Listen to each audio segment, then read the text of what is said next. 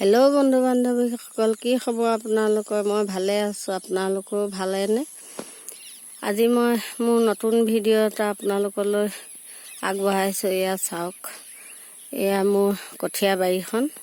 প্ৰথমতে 2-3 দিনৰ পিছত দেখুৱাওঁতে একদম কঠীয়াবিলাক সেৰেঙা আৰু একেবাৰে সৰু, দেখিলেই বেয়া লগা হৈ আছিলে। আৰু এতিয়া মোৰ কঠীয়াখিনি, এয়া 3 সপ্তাহ হৈছে। 3 সপ্তাহত কঠীয়াখিনি এতিয়া অৱস্থাটো চাওক, কিমান ধুনীয়া হৈছে কঠীয়াখিনি।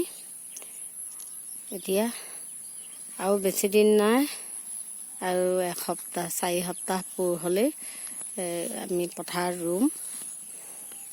গতিকে এই কঠীয়া বাৰীখন মই পুনৰ আপোনালোকক দেখুৱাবলৈ আনিলোঁ। আপোনালোকে চাই থাকক। এইখিনি ৰঞ্জিত কঠীয়া, এয়া ৰঞ্জিত কঠীয়া, এয়া দেখিছে, এইখিনি গোটেইখিনি ৰঞ্জিত কঠীয়া। আৰু মোৰ কেইবাবিধো কঠীয়া আছে, আপোনালোকক আগতেও দেখুৱাইছোঁ। এই ৰঞ্জিত কঠীয়া এইখিনি, আৰু এয়া এইখিনি চাওক, এইখিনি বৰা কঠীয়া। এইখিনি বৰা, এইখিনি কেতেকী বৰা,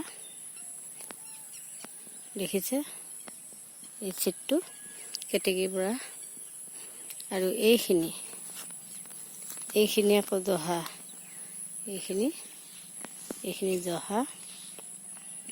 এইখিনি জহা, ক'লা জহা, থলুৱা চাউল, বগা হ'ব। এইখিনি বৰ ধুনীয়া হৈছে, আপোনালোকে চাওক। এইখিনি জহা, ধানটো ক'লা হৈ যায় কিন্তু চাউলবিলাক বগা হ'ব। বা এইখিনি চাওক, এইখিনি আকৌ এইখিনিও জহা, এইখিনিও কেতেকী জহা বুলি কয়।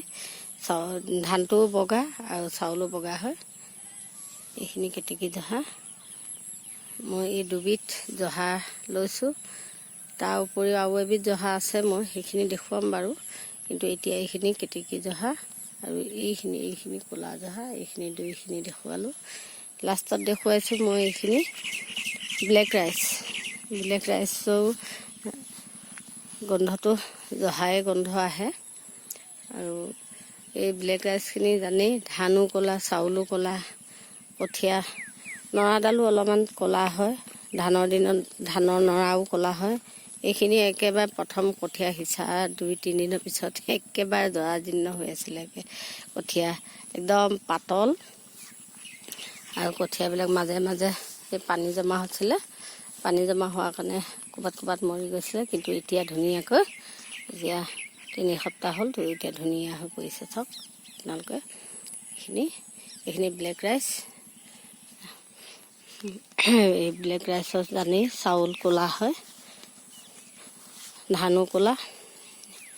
এইবিলাক আকৌ বুদ্ধা চাউল বুলিও কয় যে, এইখিনি ধানৰ চাউল আজিকালি প্ৰচলিত দেখিছে।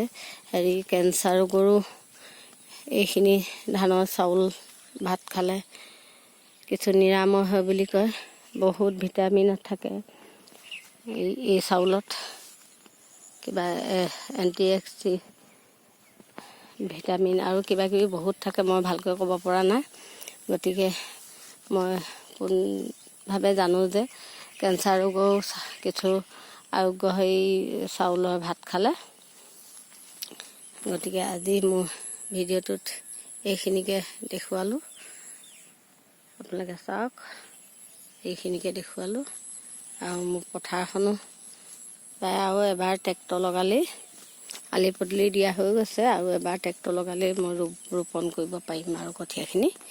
গতিকে আজি এইখিনি কঠীয়াখিনি দেখুৱালোঁ।